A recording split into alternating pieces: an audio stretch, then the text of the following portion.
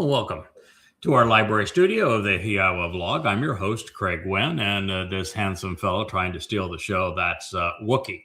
He may make a contribution as we move through the narrative today.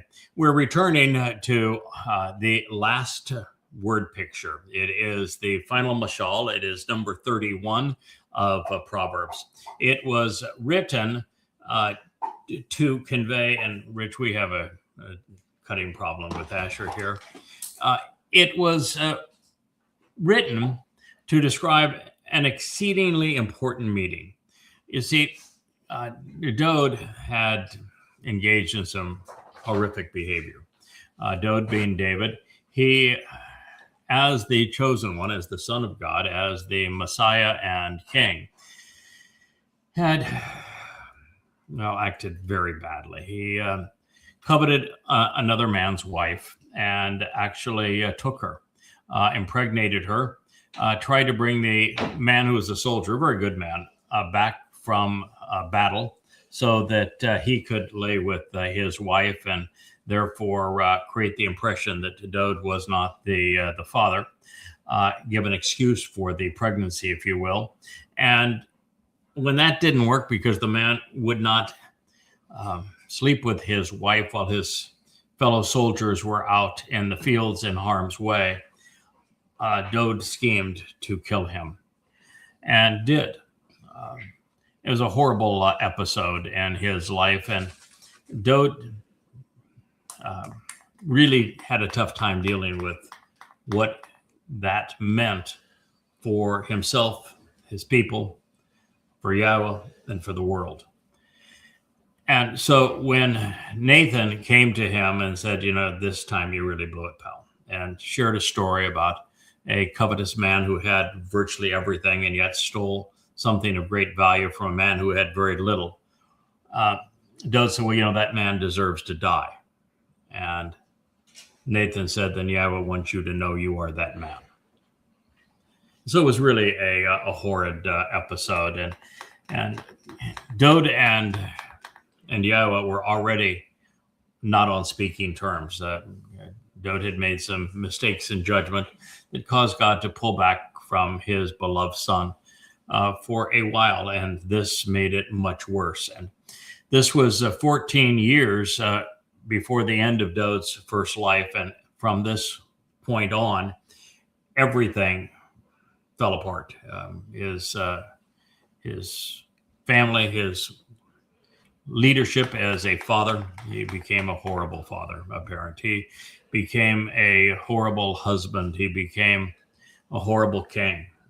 He became a bad prophet. I mean, he just, everything fell apart during this time of separation. And God could have just ended the story there and just racked up to the point that, well, kings are bad. When you concentrate power with people, they abuse it. And Dowd did. He became interested in the pleasures of the world. He was drinking too much, sexing too much, and not thinking nearly enough. And so God could have just said, all right, so there you go. Even when I anoint them, even when I give them my spirit, even when I try to guide them,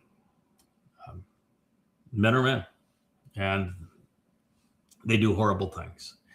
But in this case, God couldn't allow that to happen. And God was actually stymied because he couldn't meet directly with his son in this condition, because it would be out of character for God to have done so.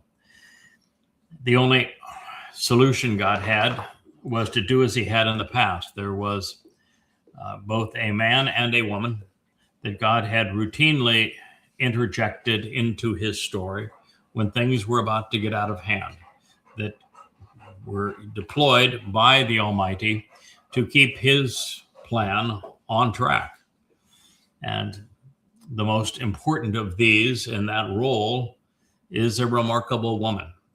She is called at various places the Amah, the most productive of mothers. She is referred to as Ashar, the woman who is blessed and beneficial. She is named Leah, and her life is rather extraordinary as God uses her in these remarkable situations. And so Dowd reported in the last Mashal, this final word picture, that he had been visited by this woman who was treating him as her adopted son. He refers to her as his mother. He would refer to her as Yahowah's Amah in many of his psalms thereafter. And she essentially read him the riot act. The man who loved women only for the pleasures they could provide and never got beyond skin deep with women, therefore never fully appreciating what they could contribute, was met by a woman who outwitted him, whose intellect and whose character greatly surpassed his own. And this was quite cathartic for Dowd. And she had a lot to say to him. And we have read, studied the first, I think it's 15 or 16 statements that comprise the 31st proverb, and are going to go on now where it becomes even more specific as to who this woman is and what she was trying to resolve. But up to this point, we have her initially trying to garner Dowd's attention by asking him if he was aware of who he was. You see, the reason God couldn't allow this to happen this way and for them to stay outside of communication is that Dowd was the only one who was prepared and who was capable of fulfilling Pesach, Matsah, and Bikuwrym. And without the first three, Moed and Mikre, fulfilled as God intended, there was no salvation for humankind. The entire experiment was for naught. There would be no fulfillment of even the last four if the first three were not honored as they had been proclaimed. And Dowd, as the Son of God, was the one person qualified to do this. And so this is what we're up against. And that is when his adoptive mother came to him and said, first of all, you need to know who you are. And the reason for that is that there's no one else like you. There's no one else that can fulfill this role. And the entire human experience fails if you don't come to grips with who you are. The next thing she said is that you can't continue to squander this unique responsibility of leadership for another woman. You have plenty of women. God will give you as many women as you want. But the way that you went about taking this one essentially squanders all that is special about you. Then she accused him of drinking and said that, it's not for a leader of your capacity to be drunk on wine.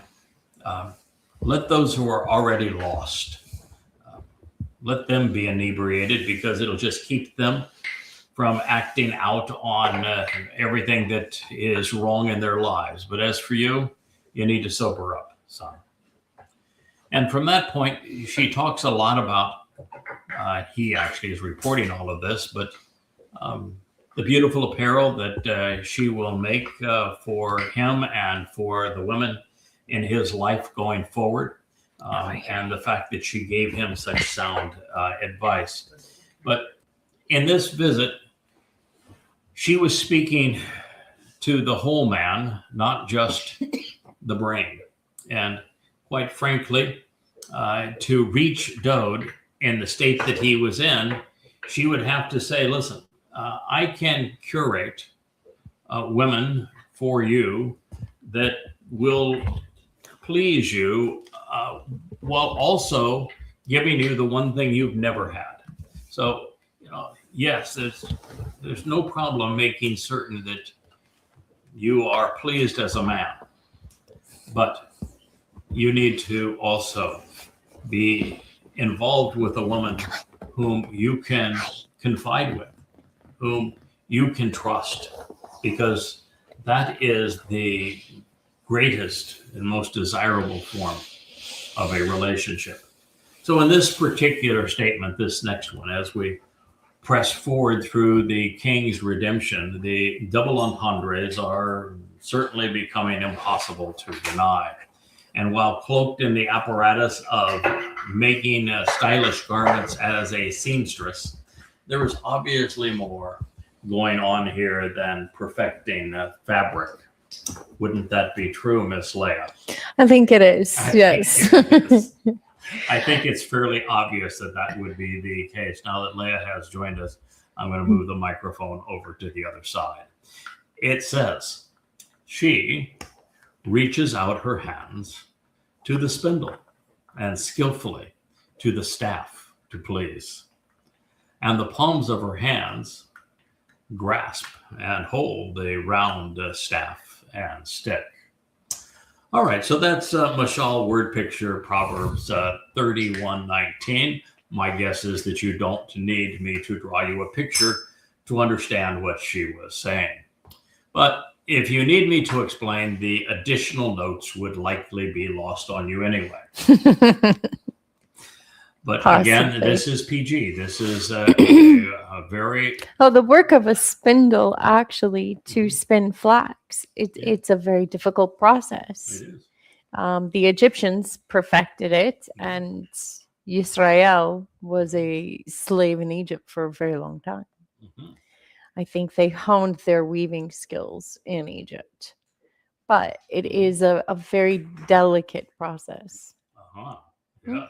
I know it is delicate. This should be noted in my wife's honor, as she does want to keep this straight. If I were to combine the prowess of every woman I've ever known, even collectively, they would hold a candle to my brilliant wife, who is quite exceptional in this regard. It is what she senses in me that allows her to conduct herself in a manner that would be similar to conducting an orchestra. And you can actually see her playing her symphony. So she is quite literally, in a manner of a metaphor, getting Dowd's attention and saying, I've been talking to you about recognizing who you are, not forfeiting your leadership, sobering up, appreciating a woman that you can confide in and that is good for you because of her intellect. What a loving relationship looks like beyond the skin, beyond the parts, beyond the lips, buttocks, and breasts. Women are not parts. Yeah, I don't think it's beyond. I think it's inclusive. Yes, going beyond that. Yes, she is saying that about the parts. The parts are wonderful. And, just don't get stuck on the parts. Right, the parts are indeed wonderful. And she's saying, yes, there's nothing wrong with nothing wrong with the parts. Pleasure. No. But you need to know that pleasure can come from someone whom you have an intellectual connection with, someone of character. And so you don't need to forego one for the other. No, the only prerequisite in this case or any other in the future is the love of Yahweh's name. I would say that while our relationship for the past 18 years has focused on an intellectual presentation of Torah ideas. Yeah. Very early this morning, you came into my office and say, "Oh, you've got to read this. This is really astonishing." This was Zechariah 11, I think, was today's. It's not just 11; it's 9, 10, read 11. It together in Hebrew this morning and considered the implications, and it is indeed enlightening, and it's going to be important for us to deal with it at some point. So most of our conversations are that way. But our relationship is far more holistic than that. And I think that what Dowd's adoptive mother is saying that if you can elevate your game to the point that you focus on a woman who can contribute everything that a man desires and needs to be successful, you're going to be more successful. Mm-hmm. And you're going to enjoy even the sensual aspects of the relationship more if you can trust and you're comfortable in the presence of a woman that you have more in common with than just pleasure. Absolutely. You know, I think most men and women have been in a place one time or another in their lives where they went out and came back home with a pretty or somebody that they thought was handsome, and they engaged in coitus, as they they would say on the Big Bang theory. And the next morning you wake up and you say, oh my goodness, what did I do? Who is this person in my bed? I don't even know them. And you almost want to chew off your arm to say, how did I get myself into this? And how do I get myself out of this? Because I don't even know this person. Now, maybe some of you have never experienced that sort of thing. And I don't really know personally, of course. I'm just hypothetical, of course. Hypothetically, of course. Rich, you wouldn't know anything about that, would you? I'm working on your mic drop right now. Okay, thank you. So the fact is that when a relationship is one-dimensional, that is not worth the overall investment, and it has very little chance of being meaningful or rewarding. Right. So what Leah is presenting here is one aspect of a multidimensional relationship after having already gone through the merits of finding someone whose character and whose aptitude are stimulating and trustworthy. Well said. So love is indeed a many splendored thing, one that is beaconing the response to whom the hand is extended. And our role is to model genuine love and commitment within the covenant before the mortal remnant is gathered into the garden. So they're going to be sexual in the millennial Shabbat. They're going to conceive children, and they're going to do so in a way that is enjoyable. God has nothing against sexual pleasure, designed it to be that way. And so they're going to be doing that. And what Leah is encouraging of Dowd is, let's model a mature, loving relationship where every aspect of the relationship is of a high caliber and of genuine mutual respect. If you look at the succession of Dowd's marriages, many of them were damsel in distress situations.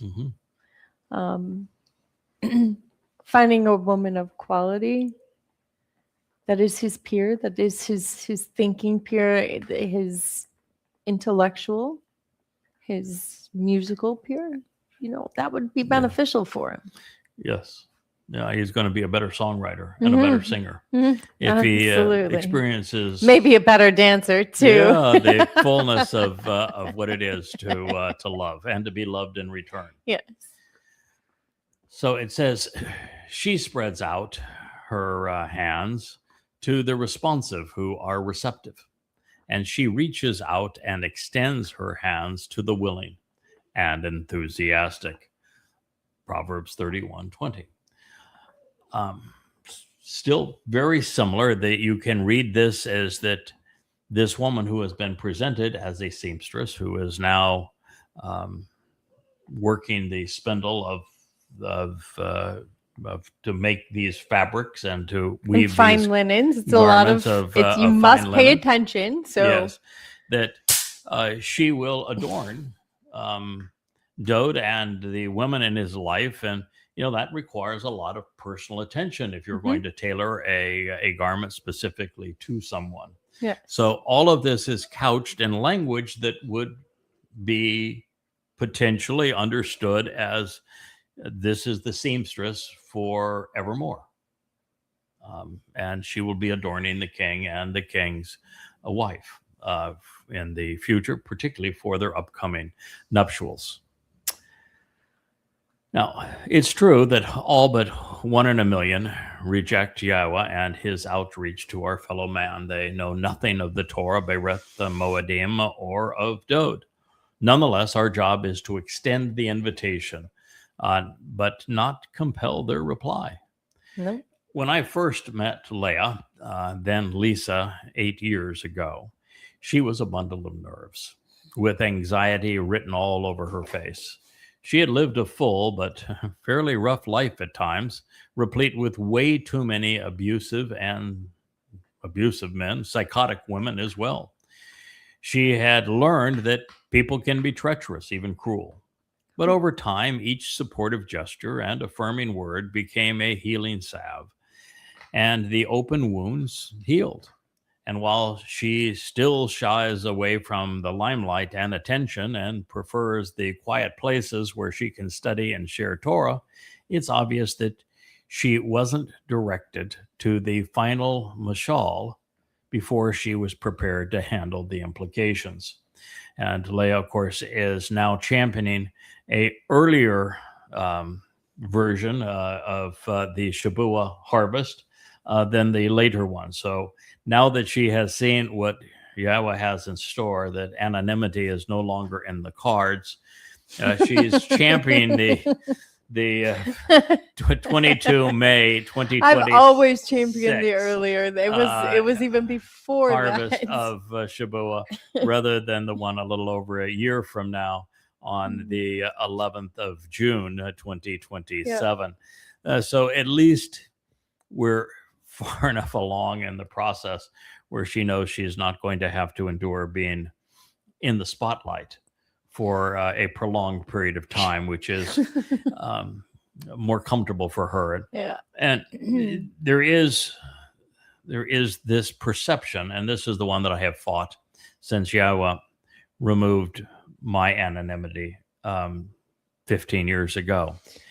The perception is that someone will claim a special status with God for their own self-aggrandizement, and that it's perceived as the person stepping beyond their rank and trying to pull a claim upon themselves. And I can tell you that anyone who would claim to be a messianic figure or especially anointed by God for some purpose, and that they're all insecure, they're craving attention, they're or mentally ill. a money grubbing charlatan of some sort, because God's approach is such that if he is going to work with you or through you in this regard, he will make it absolutely known. For example, once our eyes were open to this, we now see the presentation of the Amah and Ashar everywhere, and how the barren woman will conceive the children of the covenant.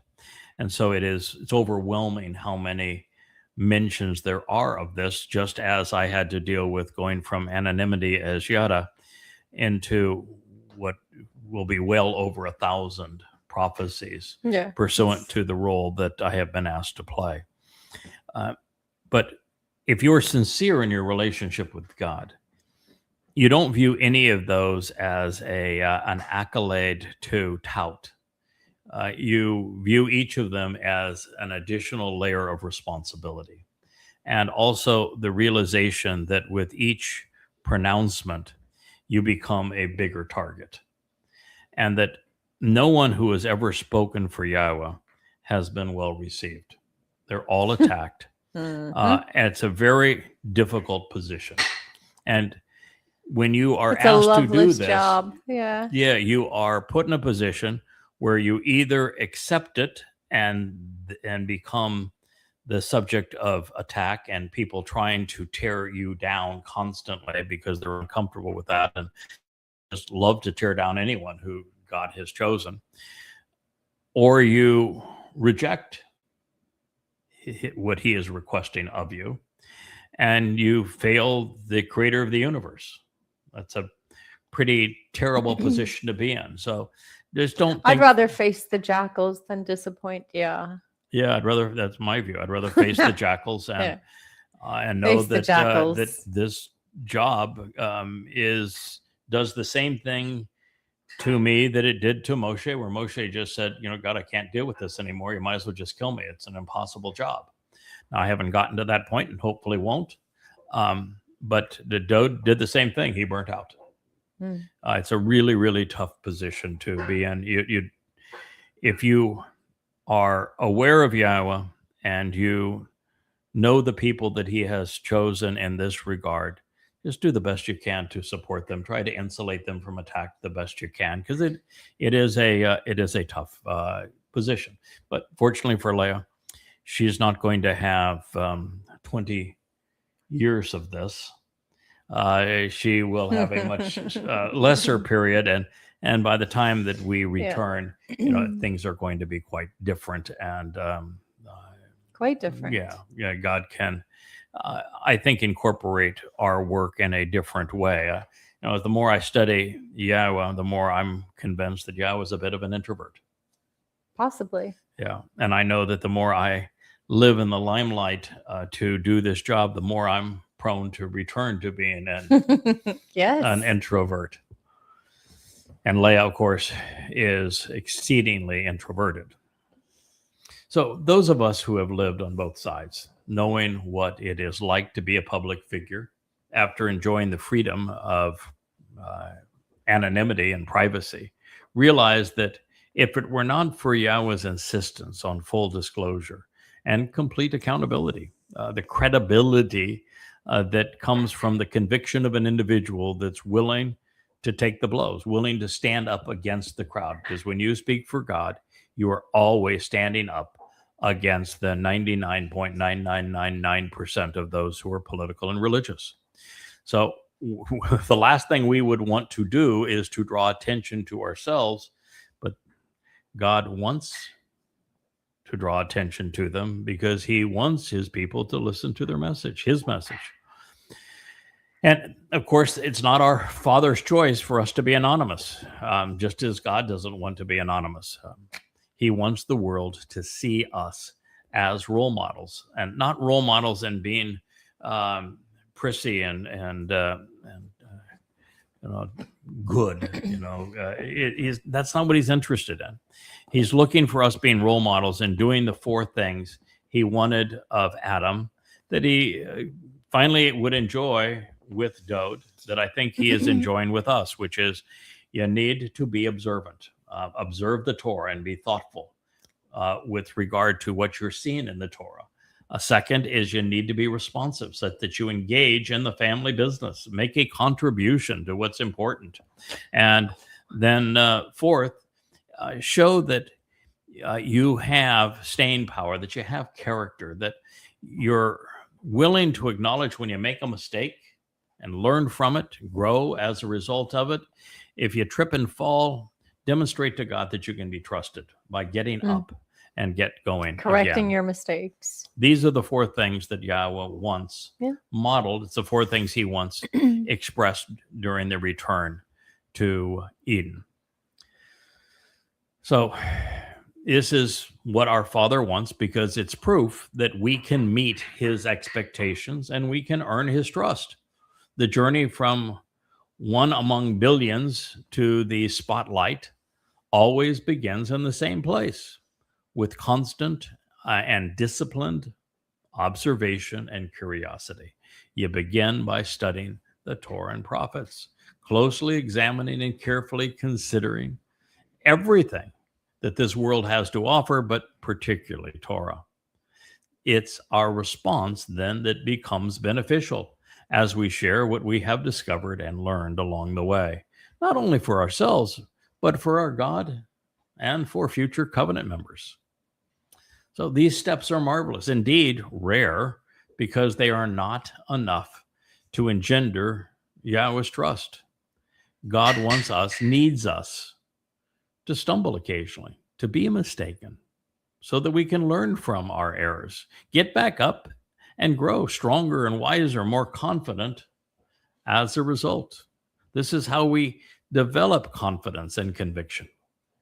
It is in the fire of failure that our character is forged, as our metal is strengthened. When we are drawn out and quenched in the vat of his restoring oil, we become strong. It is why God caused the fall in Eden. He knew that out of Eden, we'd be given the chance to trip and fall and learn from our mistakes. Get a backbone. Get a backbone. Show some grit. Show that we're interesting, that we're Resilient. we're Reliable. worth Accountable. trusting. And so that is why we're being invited back into the garden, and why we are sharing what we have learned along the way, proving that we've learned our lesson. Well, Leah has. She said, she is no longer intimidated, nor is she afraid of this distinct honor and sign of respect. This is Dowd, as the very Son of God, saying this of Leah, the Amah, the Ashar.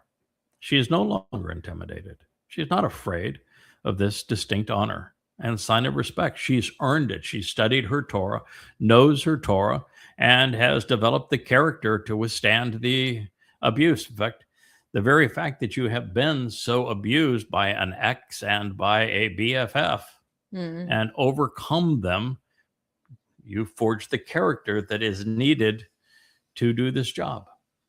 I don't think I could have done it if it wasn't for all of the harassment I have received over the years. With each stripe, you just become more resilient. You learn that there is nothing somebody can say about you that's going to make any difference. First of all, I would have to care what they say. Mm-hmm. So she is not bothered or distressed over not being highly valued and appreciated, profoundly respected and admired. Call imperfect, third person, feminine singular. This is all feminine singular. For the sake of her family.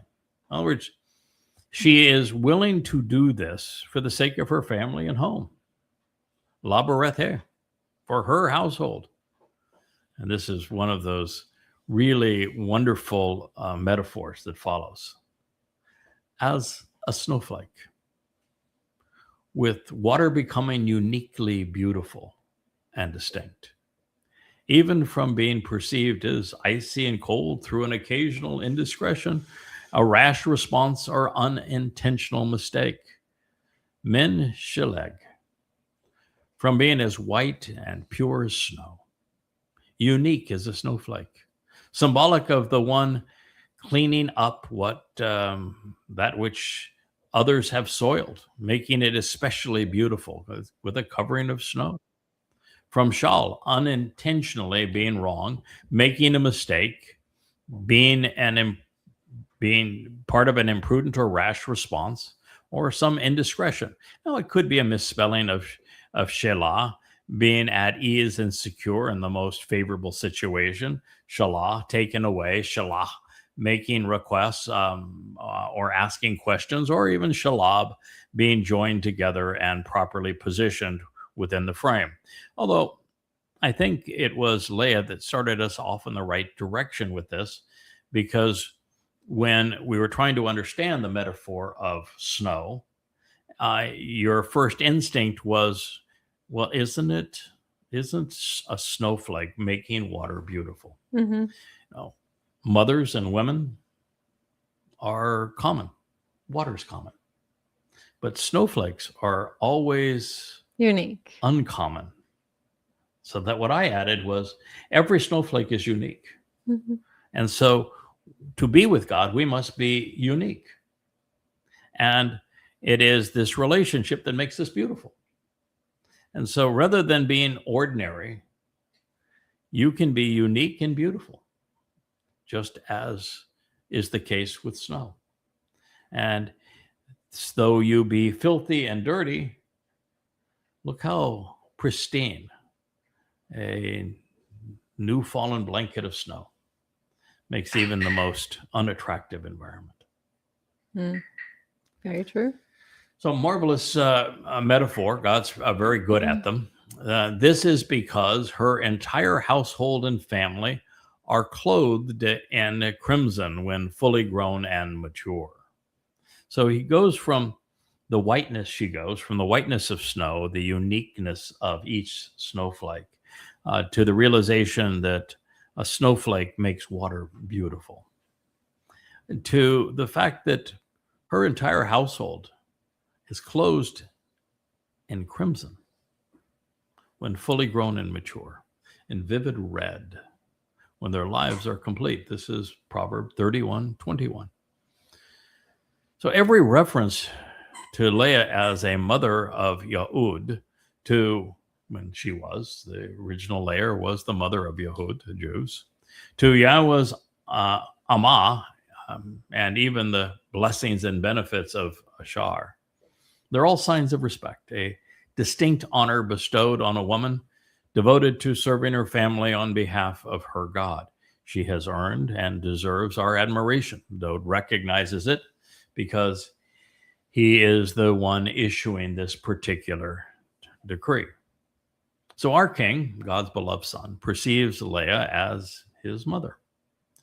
He's grateful to Yahowah for having sent her to him, something that he makes abundantly clear. And for example, in the 116th Mizmor, he says, she's the one who unshackled me from a certain incarceration.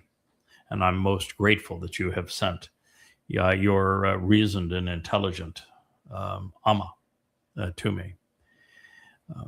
By restoring his relationship with his father, with Dowd, with Yahowah, he can now redeem the entire covenant family. And in so doing, the mother of one becomes the mother of all. And that is a point driven home in the, the 54th chapter, I believe, of Yeshayah, where there is this 10 statements all about one woman and of her being childless and then becoming the mother of the covenant family, and having so many children that we have to enlarge the tabernacle. We have to make copious the 10 new peg garments, secure. for them. That so much has to be done because she is so enormously productive and adding to the covenant family.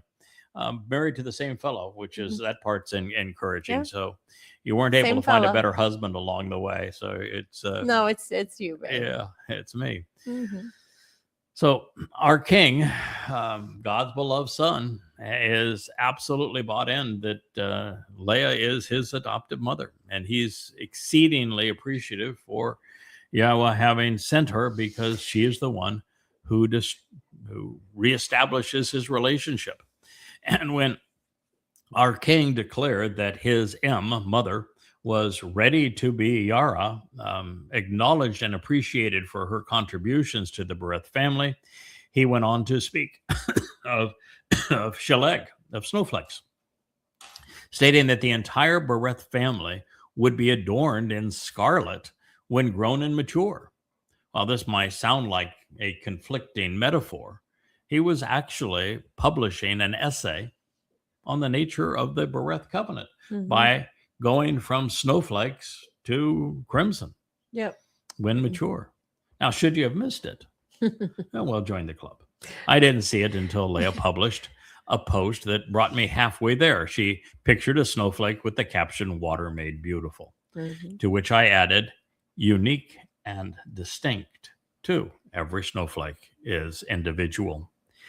She, like me, was initially struggling to understand the symbolism of snow in this context, particularly when followed by clothed in scarlet. At the moment of intervention, Dowd was a hot mess, stained by a plethora of mistakes. He needed to come clean and reclaim his unique position with God. a remedy conveyed by snow. Every snowflake is exceptional, featuring its own one-of-a-kind composition.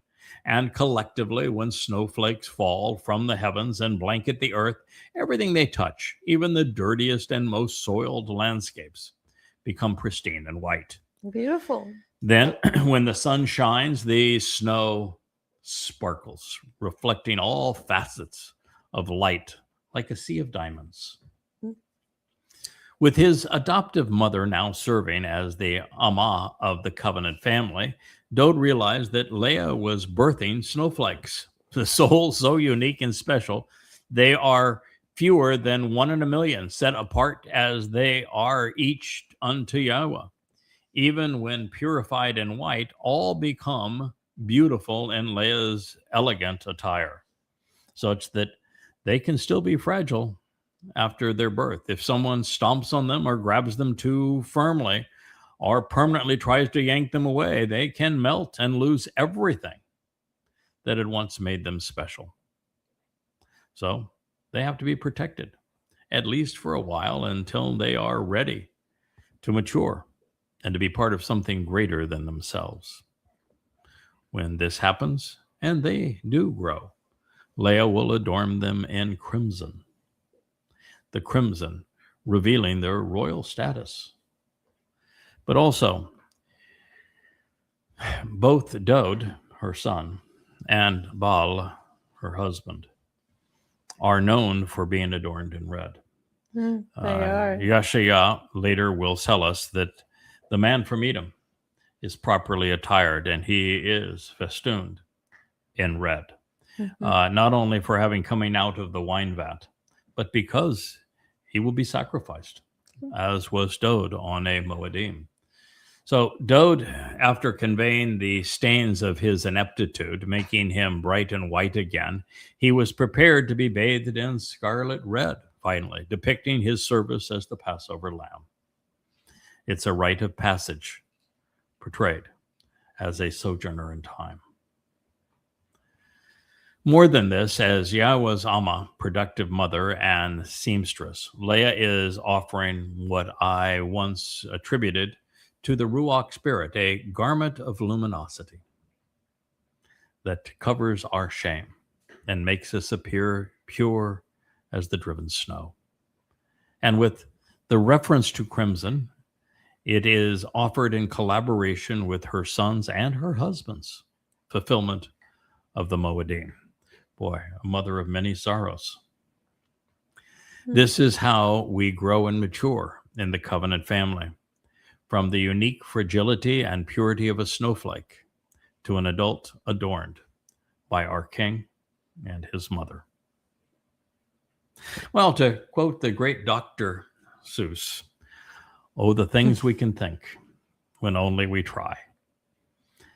And mother, father, husband, and son are nowhere near concluding this lesson. There are more things to think. She makes coverings and fabrics for her of fine linen, in addition to woven wool, yarn, and cloth for her garments. Proverbs 31:22.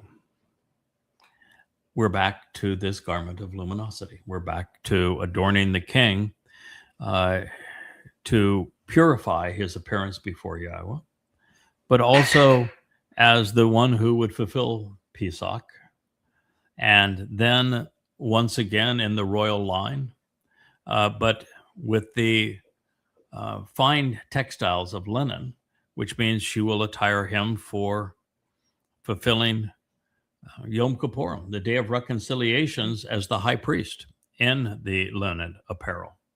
And of course, he will be wearing garments designed by his mother, Leah, for his wedding, which will take place on Yom Kipurym. She might even weave the chuppah of the tent for the honeymoon celebration come Sukkah. So this is going back to reaffirm that the conclusion that I had made, 18 years ago, that drew us together, that I had rued because of a corruption of it by a bunch of meddlesome and perverted women, was true all along. There really is a garment of luminosity. It is the apparel of our mother. And it is the garment that is going to be worn by all who not only celebrate membership within the covenant family, but also by all who will enter the millennial Shabbat. And that our King will be adorned in such garments, as well as his bride, Yisrael. So there really is a maternal aspect to all of this. And there really is a garment of luminosity.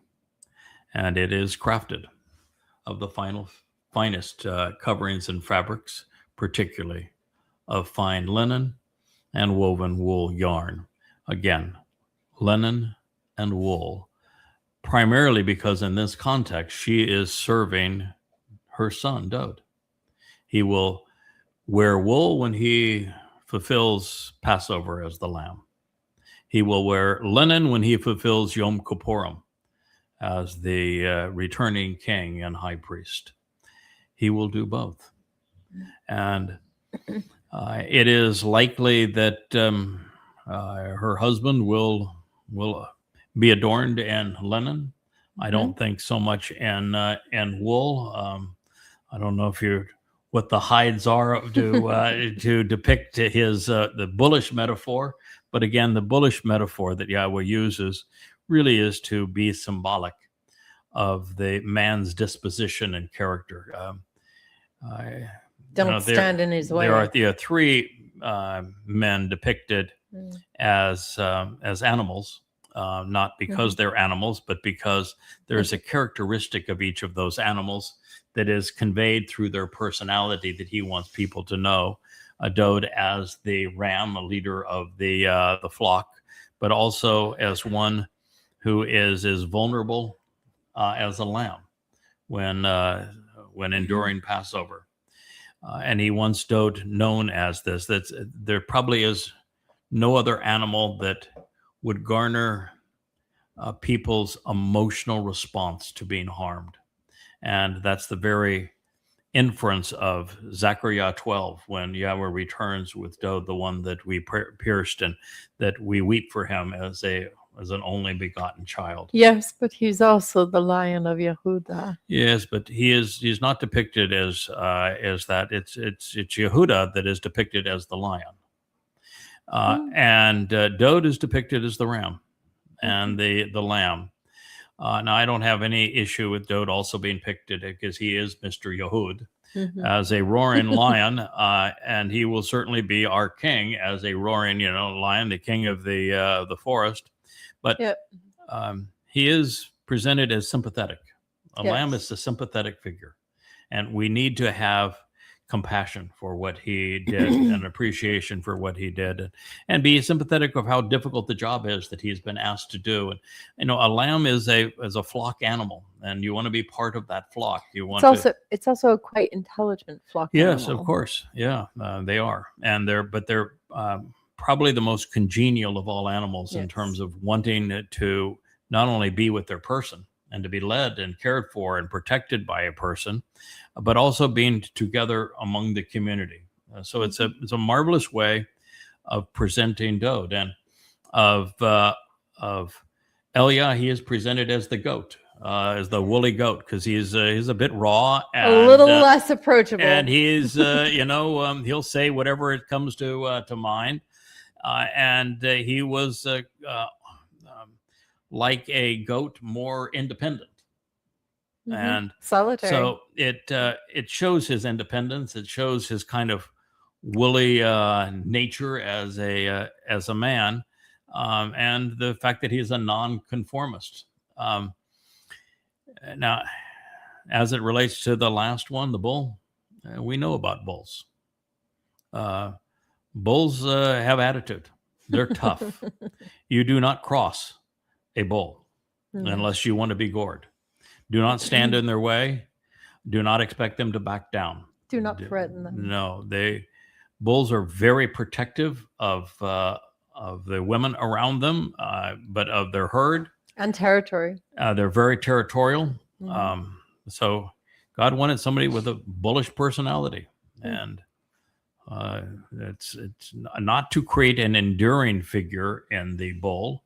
It was to demonstrate that somebody could stick it out, that could endure to the end, continue to be bullish and strong right to the last moment. And, bulls were particularly good around other animals because they always stamped out the intruders, particularly snakes and that sort of thing. And they're not afraid of anything, and they will never back down, ever.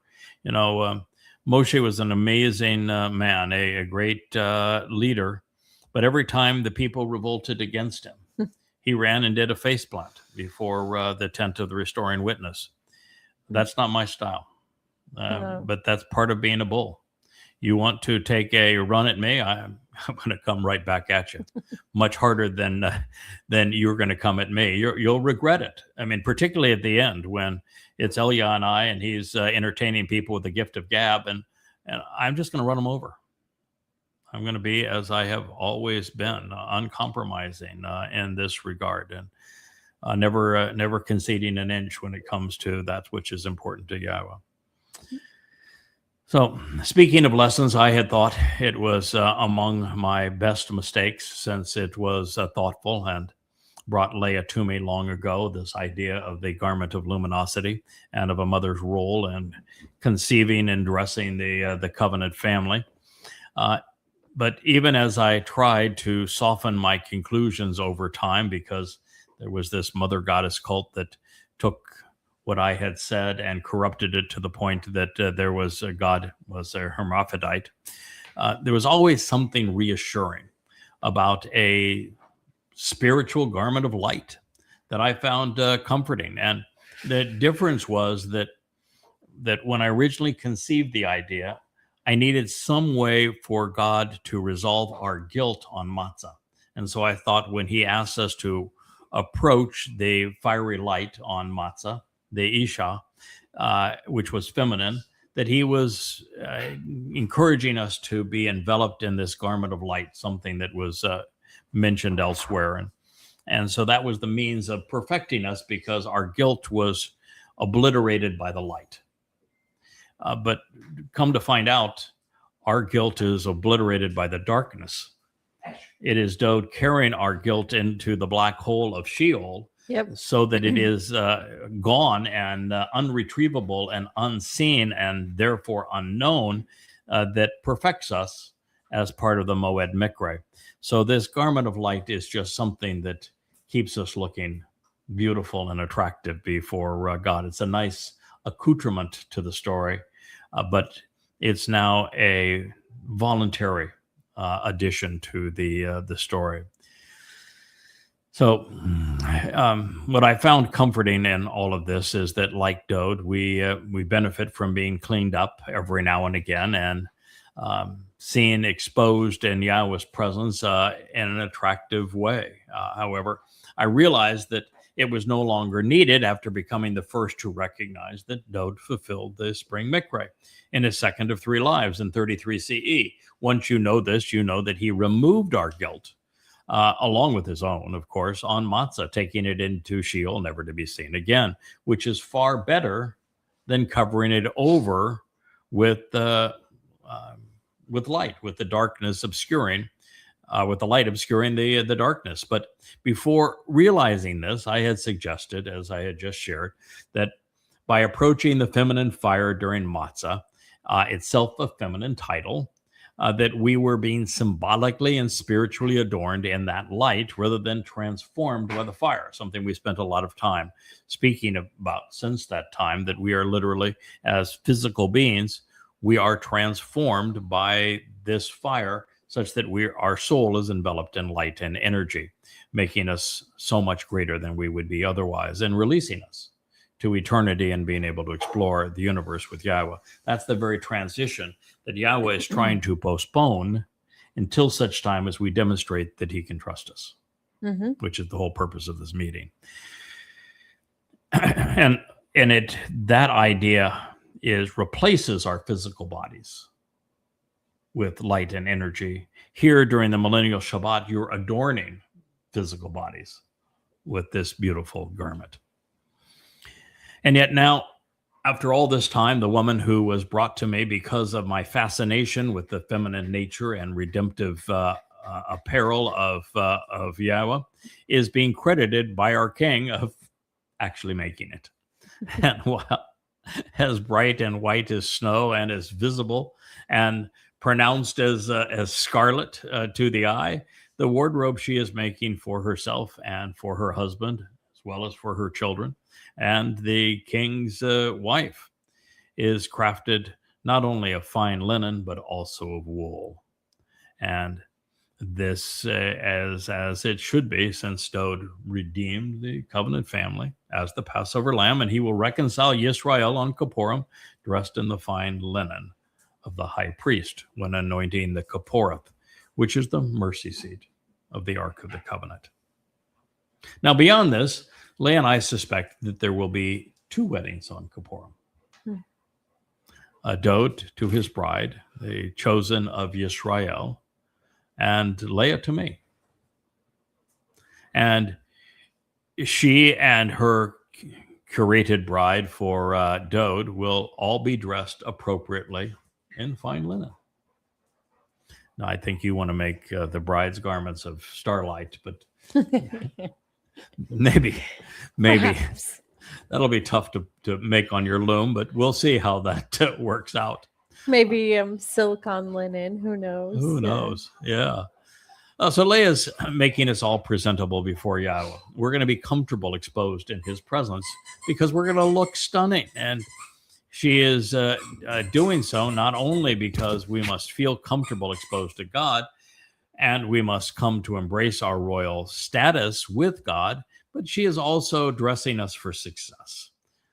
Last time Yahowah appeared before the children of Yisrael, they were so uncomfortable, they told our Heavenly Father to shut up and go away. But on Kipurym, the opposite must occur for God to open Eden's gates on Sukkah and allow the Israelites back in. He's going to appear before that mortal remnant on Kipurym, and there's not going to be a Sukkah entrant 5 days later that tells God to shut up and go away. So I'm hoping that our new duds keep us better aligned with Yahowah's intent. So one of the many reasons that I recognize that this mother, who is depicted elsewhere as Yahowah's Amah, the Ashar is Leah, my wife, is that Dowd unequivocally affirms that I am her husband. Yep. I am a lucky man. I don't think luck had anything to do with it, but I tried to squirm out of it, but he deadpan named me. Yep. Yeah, he does. And me as well. But here it is. Yeah. Her husband, Baal, her Lord and Master, is known and respected as Yada. Yada. Is revealed, acknowledged, and understood as Yada, one who knows. It was in the Nifl participle, masculine singular absolute, with Yada serving as an actionable and descriptive title by which he is recognized. There it is, kids. Every time that Yahowah wants an actionable title, it is written in the infinitive or the participle. In the participle, it means that this is something that becomes known and declared at a particular moment in time, where in the infinitive, this is something that is disclosed over a long period of time. In this particular case, the world is coming to know at this particular time, and will find it absolutely overwhelming come Yom Kipurym. Yes, they will. That her husband, Baal, her Lord and Master, is known and respected as Yada, within the inner sanctum of the thoughtful assembly. Within, he himself dwells, sits, and remains established with the authorized elders and prominent leaders of the land and material realm. Mashal word picture, Proverb 31:23.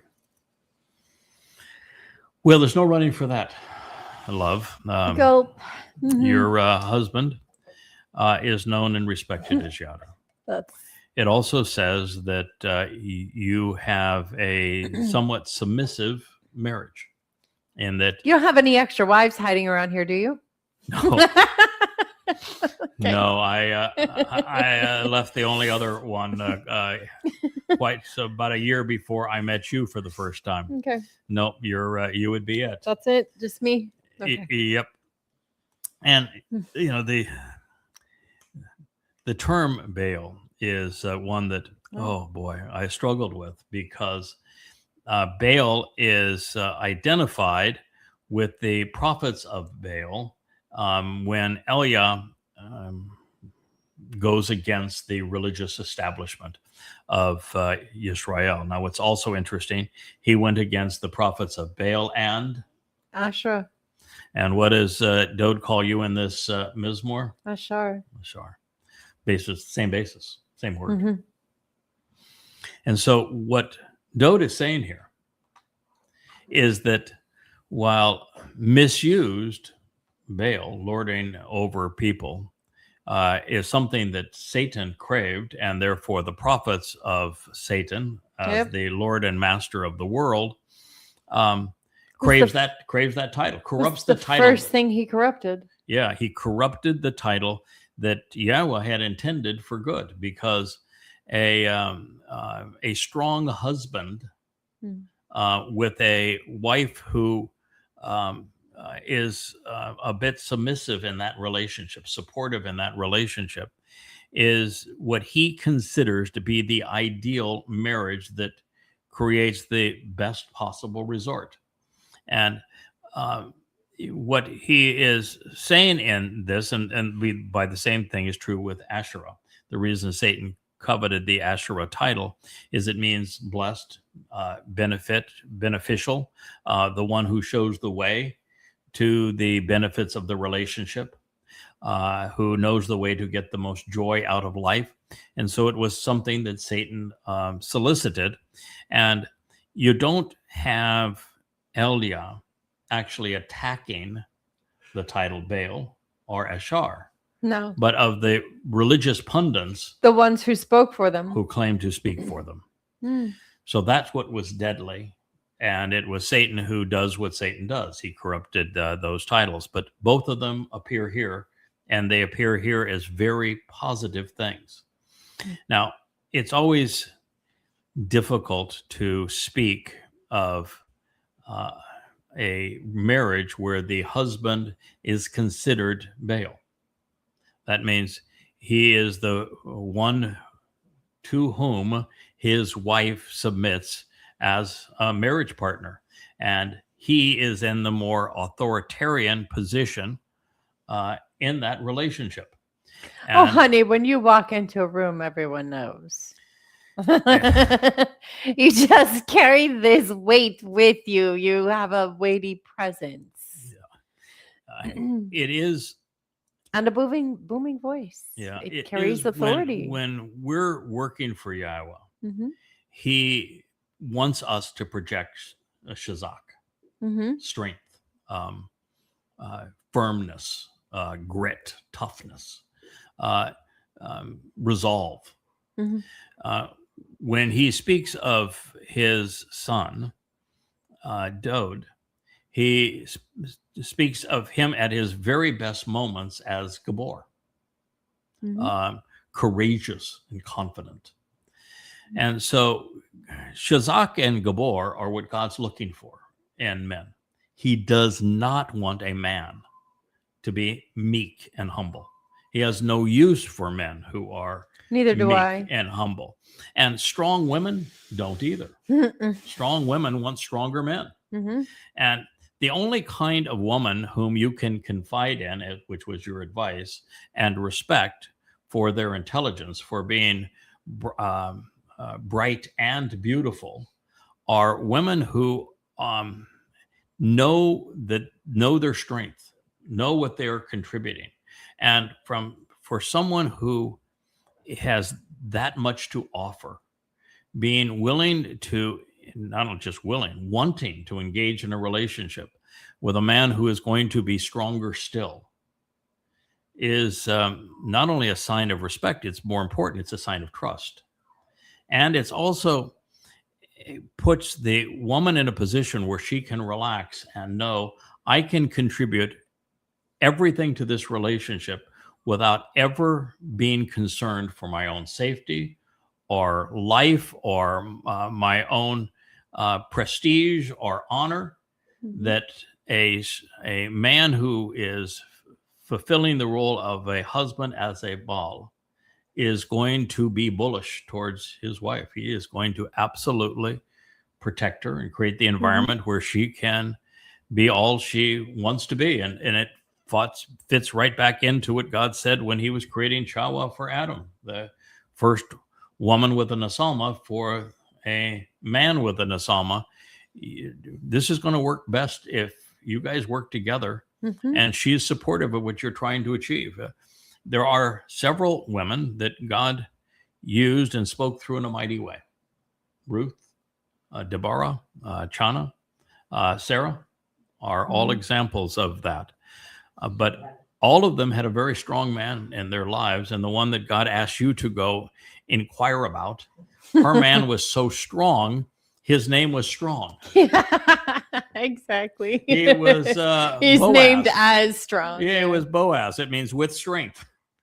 So And Dowd speaks about this Amah yes. as being strong, Oz, right? Yeah. So would you say that Ruth was a strong woman? Absolutely. And she said, here I am. I am announcing who I am. First thing she said when Boaz asked her who she was before they were even knew each other, she says, I am your Amah. I am your productive mother, baby. And I'm going to deliver the kinsman redeemer, the Gaal, to you. Yeah. And I know you're Boaz. Yes. You're with strength. Yeah. You're going to be one of the two columns on the Deadpan temple. Yeah. When it's Yeah. yeah. So my cryptic Facebook post, I know who is Boaz. Yes. Yeah. Yeah, There it you is. know who is kids. Boaz. Now you do too. Yeah. But I think that, if I may, a strong woman, intelligent woman, a woman that is highly intelligent and on her game, she won't. Women are strong, but she won't lend her strength to that which is immoral, wrong, or mean, cruel. Yeah. And a lot of men take advantage of women in this way. You're in your business career, you had to manifest strength. Yes. And it finally wore you out because there's so many people taking jabs at you and a woman constantly trying to protect herself and her turf. It's exceedingly draining on a woman. It is. A man has a little more stamina in this regard. And I know we're all have the same value to Yahowah, but we have different attributes. And a man has a bit more stamina in this regard than does a woman when constantly attacked. So it wore thin. In fact, you finally gave up fashion just because I sold the company. It was just too much being attacked all the time. Having somebody as a protector would have been very nice. Yeah, a marvelous thing.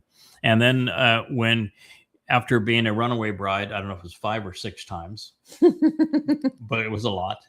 Can you confirm it was 5 or 6? It was 6. 6 times. Okay. 6. Okay. After being a runaway bride for 6 times, you married poorly. I did. Yeah. Very poorly. Your ex was, he was. On paper, it all looked good. Yeah. Your ex was submissive. Yes. And so you had to play I had to be the strong one. You had to be the strong one because he was insecure and submissive. Yes. And was uncomfortable, wasn't it? Very. It's a difficult relationship for a strong woman to be in a position where she has to be stronger than the man that she's with. It wears on you. Yeah, it wears on you.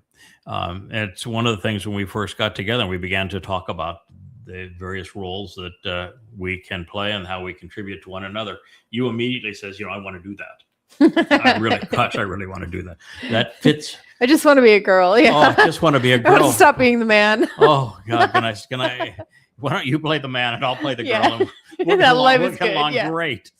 Yeah. So there's a lot to this. I know it's difficult in today's world to talk openly about, but we're not afraid of being judged. We're judged for a lot of other things. So why not this? But that's what Baal infers.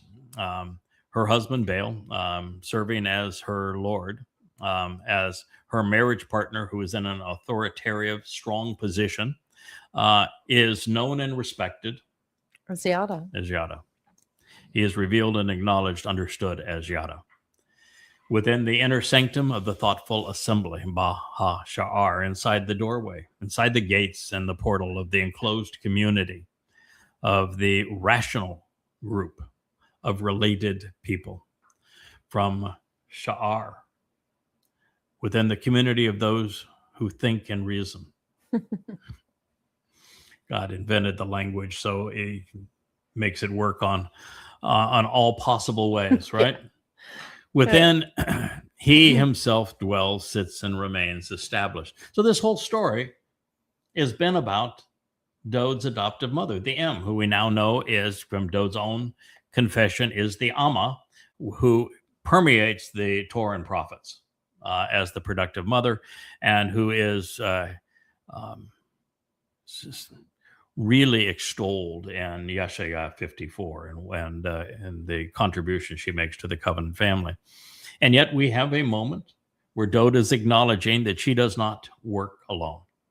That is what he's saying here, is that this mother is married. To Baal. Now that's big for Dowd to say, because he covets everybody. And a woman that comes to him and his little brain is well, not with the little brain. How can I make her mine? It's the little brain that Dowd had the problem with. And here he's saying, I respect her for being married. I now know her husband.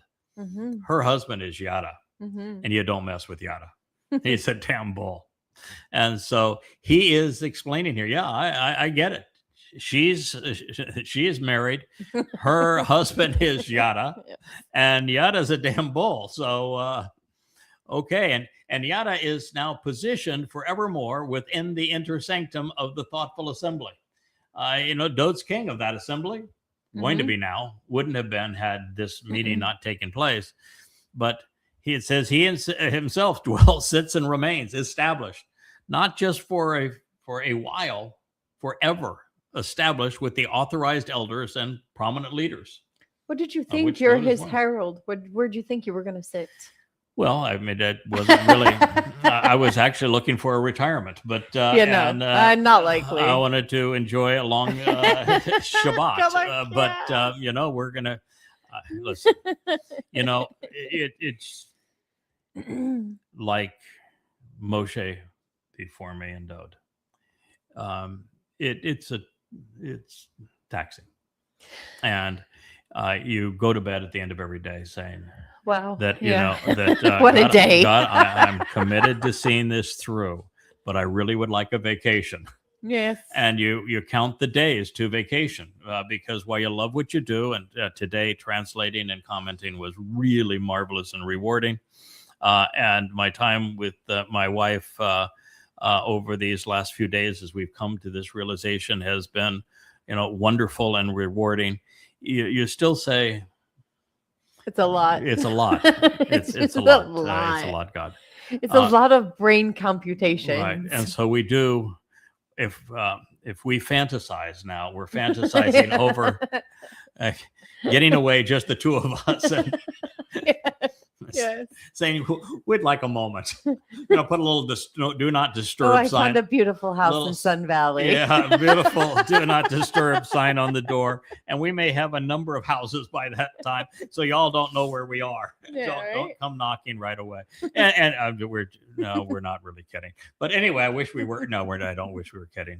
It's the reality of this whole thing. But so here Dowd is saying, okay, this was the most marvelous, intellectually stimulating visit he's ever had, and it's by a woman, but she did not operate alone. Mhm. And he is not only acknowledging this woman is married to Yada, and that Yada is amongst the most established and authorized of all of the elders and leaders in his community, that he is obviously going to need to have a positive relationship with for a long time. But Leah was not the only person to meet with him.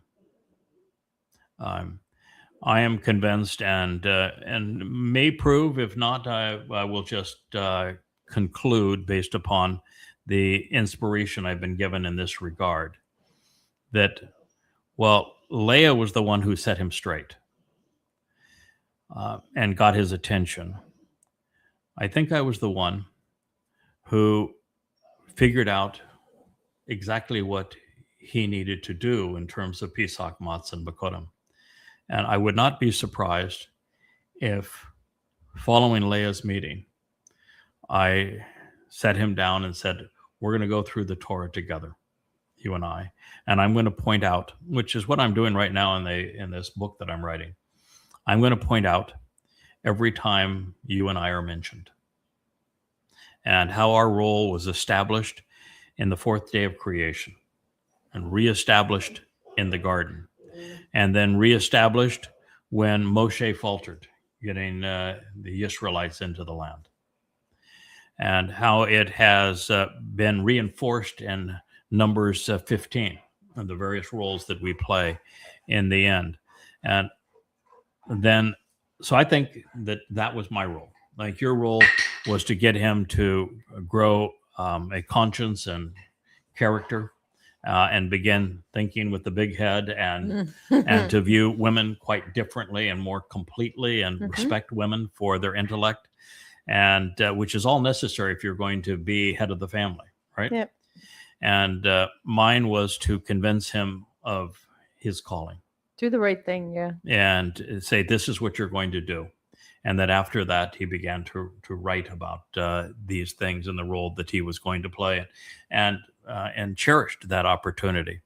So this does say that Yada is going to be playing a prominent role heretofore, and I get two things. One is I get Leah as my eternal bride. That's really cool. So my gift from God goes on forever. No one could have a better bride than I have. I have the world's, I mean, I know everybody that loves their wife or their girlfriend thinks they have the best in the world, but the fact of the matter is I do. And, and as a gift from Yah, it should be that way. God's not chintzy in this regard. So intellectually and all other ways, I have the best wife in the world, and she gets to be my wife forevermore. Now, there is responsibility that goes with that, and I'm hope I'm up to the task in this regard. But God seems to think that we're going to be married forever, and that we are going to be positioned in a very influential place in Dowd's life and in Yisrael's life and in the covenant family for a very long time. So this is now the second of three times in the final word picture that Dowd refers to his mother's husband, as Baal. And here he is known and introduced and affirmed as Yada, using the participle. This is made evidence by that participle, which as a verbal noun serves as the actionable title, Yada, one who knows. That's rather specific. And that a was little bit. my nom de plume for the initial decade of our collaboration. And it is incorporated into the title of every book that we have written along the way.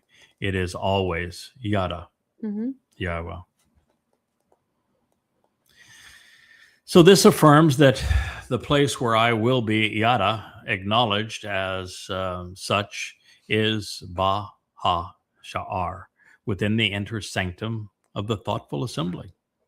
That means that everybody who is part of the covenant going forward will have thunk themselves into that position. You come to know God up here. That's the point Leah has been making through to Dowd from the beginning. Think your way through. This is inside the door that Dowd opened on Pesach for the covenant family to life. It is also apparent, based upon the king's prophetic pronouncement, that known as both Baal and Yada, that I will yashab, dwell and remain among the zakan, the elders of the material realm. So while this is Leah's story, she did not happen upon it alone. The Amah has a Baal named Yada, and he has an interesting role to play in Yahweh's story too. Indeed. As I have shared, ours is an arranged marriage. It's true. Yes. Yeah, but there is no way around that. I know. Yeah. Yeah. I was so against anything of remotely of that kind, but yeah, it is. It's an arranged marriage. Yahowah sent her to me 18 years ago by email letter, asking the same question. So who do you think you are? Yep. And as you recall, but it's still why are you doing what you're doing? Yes. Yep. She was searching for Yahowah, and God told her at the time that she would find what she was seeking if she went to ask Ruth. Yep. Go ask Ruth. Yeah. She did. Now, 18-year quest. Go ask 18-year quest. Go ask Ruth. I'm looking forward, because it is such an interesting episode with Ruth, to beginning our next program with this. So we're going to take a break. We'll do another round of the last word picture, the final Mashal, tomorrow. Okay. And we'll resume with what Leah would have read when Yahowah told her to go ask Ruth, and how that takes us right back to where we are and everything we have just read. So thank you so much, Master of the Cables. I appreciate your contribution when asked, as you punted the ball earlier. I think I would have done the same thing. We look forward to being with you. Both will do another episode tomorrow, perhaps in the Rainbow Studio, perhaps the Ocean Studio, followed by one here again in our library studio, in the pursuit of our understanding of the last word picture. Good day.